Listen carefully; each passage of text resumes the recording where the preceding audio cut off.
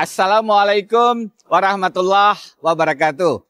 Saya sedang ada di kota Melbourne, baru selesai sidang di Supreme Court of Victoria, Australia.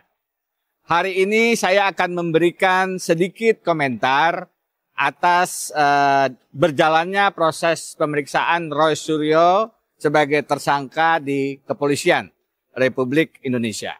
Akhirnya saya memutuskan untuk menjadi bagian kuasa hukum dalam kasus tersebut.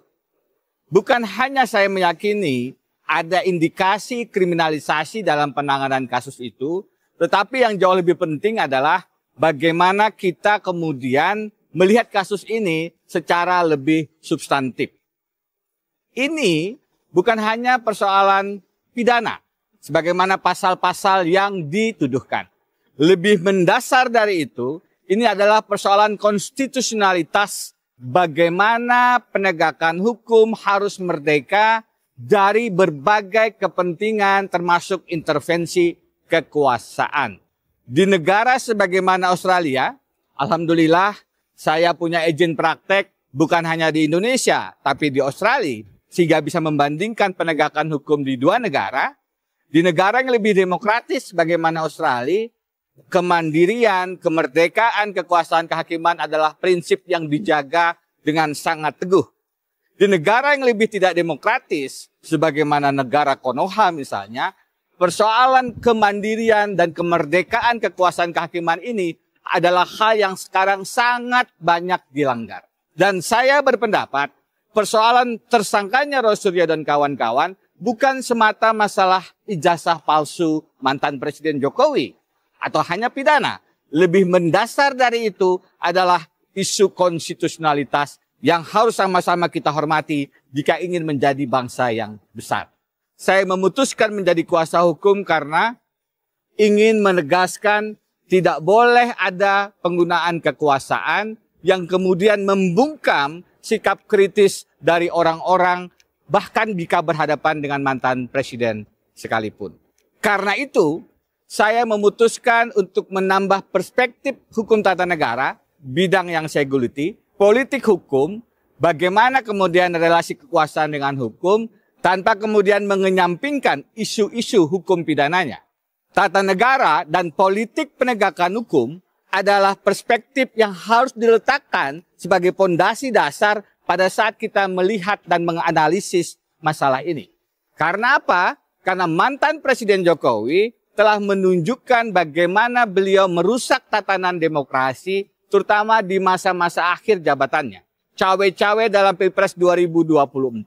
Kemudian adanya putusan 90 yang menjadikan Gibran memenuhi syarat sebagai calon wakil presiden adalah bentuk-bentuk pelanggaran konstitusi yang sekarang berlanjut dengan mentersangkakan warga negara yang bersikap kritis terkait dugaan ijazah palsunya. Karena itu, saya merasa wajib melakukan langkah advokasi hukum untuk menegaskan tidak boleh penggunaan kekuasaan atau siapapun yang merasa berkuasa menentukan arah penegakan hukum. Terlebih hukum pidana, hukum yang bisa membuat orang dipenjarakan, hukum yang bisa membatasi hak asasi manusia. Dalam konteks itu, penggunaan hukum pidana adalah alat intimidasi yang harus dilawan. Tidak boleh siapapun, termasuk mantan presiden sekalipun, melaporkan orang yang ingin membuka kebenaran dokumen publik, dalam hal ini ijazahnya, kepada khalayak. Justru seharusnya yang sudah lama kita tunggu-tunggu, mantan Presiden Jokowi harusnya dengan gentleman menunjukkan keaslian ijazahnya. Jadi, saya minta maaf, belum bisa mendampingi dalam pemeriksaan Roy Suryo dan kawan-kawan di kepolisian hari ini, karena bersamaan dengan sidang di Melbourne, Australia.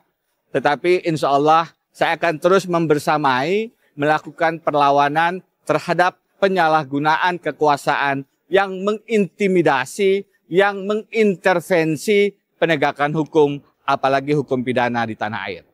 Kita harus hentikan modus mengkriminalisasi, mempidanakan, memenjarakan, membuat takut siapapun yang ingin bersikap kritis agar Indonesia tetap terjaga kewarasan hukumnya.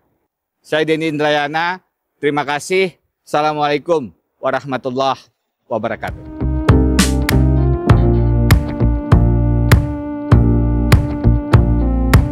Download Tribun X sekarang, menghadirkan lokal menjadi Indonesia.